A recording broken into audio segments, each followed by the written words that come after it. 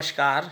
आज हम बात करते हैं ये जो टेक्नोलॉजी के एडवांसमेंट के साथ साथ हमारे मस्तिष्क का जो विकास हो रहा है और उसके कारण हमारी जो ओवर थिंकिंग है, अनकंट्रोल्ड थिंकिंग है, वो बढ़ती जा रही है और इससे बहुत सारे रोग उत्पन्न हो रहे हैं आदमी को। और ख़ास तौर से 40-50 इसी अवस्था में लोग बूढ़े होने लगे हैं और उनके दिमाग डिसबैलेंस हो रहे हैं और बहुत तरह की समस्याएं शारीरिक मानसिक उत्पन्न हो रही हैं।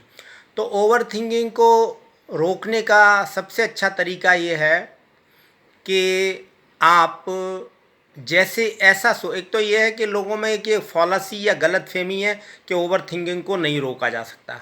इसे बिल्कुल रोका जा सकता है, बस प्रैक्टिस करने की ज़रूरत है। ये उसी तरह रोका जा सकता है जैसे कोई आप चल रहे हैं तो चलते चलते आप रुक सकते हैं, ये ब्रेक आपके हाथ में है। आपने हाथ ऊपर उठाया, आप वहीं रोक सकते हैं, हाथ को नीचे ला के रोक सकते हैं। आप बैठे हैं, आप खड़े हो सकते हैं, खड़े होकर आप बैठ सकते हैं। ये सारी क्रियाएं जब आपके कंट्रोल में हैं तो थिंकिंग भी आप जब चाहें रोक सकते हैं, ये भी आपके कंट्रोल में। और आप और हम ये भूल इसलिए गए कि बहुत दिनों से हमने ये ब्रेक लगाना अपने दिमाग को छोड़ दिया है। एक तरह से अपने आप जो चलता रहता है हम उसे ही स्वीकार कर लेते हैं। तो कायदे से जब आप इस तरह शुरू से ट्रेनिंग हो या आपकी, या अभी भी ट्रेनिंग कर सकते हैं कि आप ओवर थिंकिंग को रोकने की सोचें, तो उसके लिए आप 2-3 बातें कर सकते हैं जिससे ये थिंकिंग आपको तुरंत ऐसा लगेगा कि आपकी थिंकिंग रुक गई है और विचार आपके कंट्रोल में आ गए हैं। नंबर 1 ये कि बिल्कुल स्थिर होकर बैठ जाइए, स्टैंड स्टिल, बिल्कुल जैसे स्टैचू, जैसे हम खेलते थे छोटेपन में बच्चे। तो एक तो आप स्टैचू या स्टैंड स्टिल हो जाइए। दूसरा, आप सांस को कंट्रोल करते हुए जितनी मैक्सिमम धीरे से धीरे आप ले सकते हैं उतना लीजिए।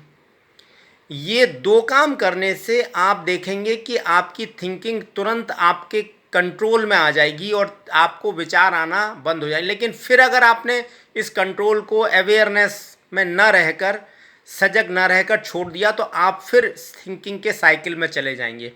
और जितनी देर आप इसकी प्रैक्टिस करेंगे स्थिर होने की, स्थिर होके बैठने की और आती जाती सांस को देखने की और उसको स्लो करने की, जितना ज़्यादा कम से कम हो सके उतना करने की, तो आप देखेंगे कि ये आपके कंट्रोल में आता जा रहा है।